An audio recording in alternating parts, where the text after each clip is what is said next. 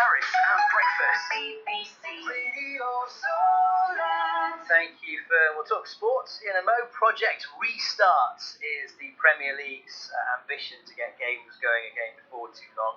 If you pick up the papers today, though, lovely pictures in many of them of Captain Tom Moore's grandson Benji in a local church hall surrounded by the 120,000 greeting cards that he's already been sent for his 100th birthday this Thursday. Lovely picture that. Yesterday, though, many of the papers featured a picture which got us thinking and got one person quite angry. It was a picture taken from Bournemouth Pier looking west, which seemed to show people, quote-unquote, flocking to the beach over the weekend.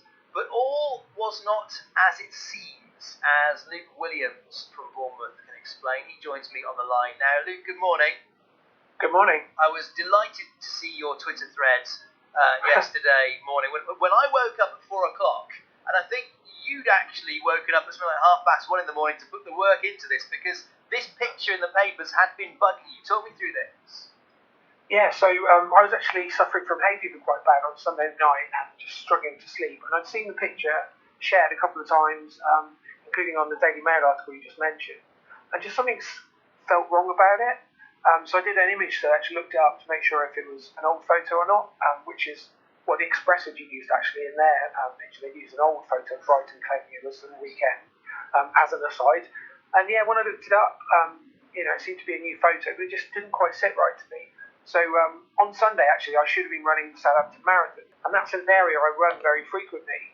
And then it just sort of hit me that you could see the Westcliff lift in the same photo as West Beach. Yeah. Now, people that are local to Bournemouth will know that is a fair distance apart. Well, it's a route that I run quite regularly, so I was really impressed by your kind of forensic analysis of it. About a kilometre that stretches more or less, isn't it? Maybe half a kilometre, yeah. Right. Half a kilometre. So yeah, I just looked on Google Street View and then stepped through it and realised actually there was some really clever or deceptive, depending on how you look at it, depth of field going on there. Because actually, the people that are shown in that, and if you count them, there's about 40, they are spread out over half a kilometre. So to say that they're not social distancing is just a flat out lie. Yeah, this is something that I raised with the BCP council leader yesterday when she was on the show, that if you live in central Bournemouth, you don't even have to be that central. You can run to the beach and then run along there, cycle to the beach and cycle along there. But that's a kind of a major thoroughfare. It has the advantage, I guess, for photographers who either likely going one way or the other. It's not like a park where people will be heading north, east, south and west. And so you can take a picture like this and make it look like the beach is busy. Yeah, and I've since learned from photography friends that it's done using a telephoto lens. And then what they do is they crop it closely into one section. And it's called lens compression.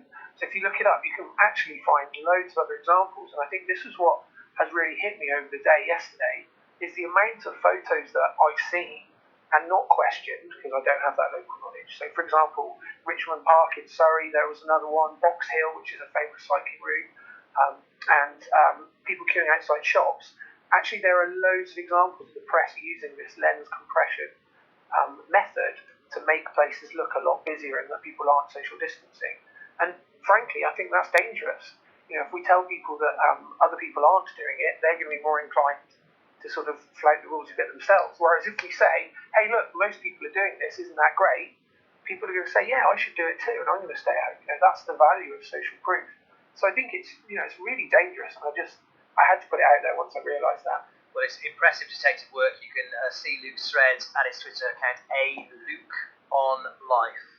That is Luke Williams live with us on BBC Radio Solent. 22 minutes to 8 now. Let's turn to our daughter reporter, Lawrence Urban, live from his home in Weymouth.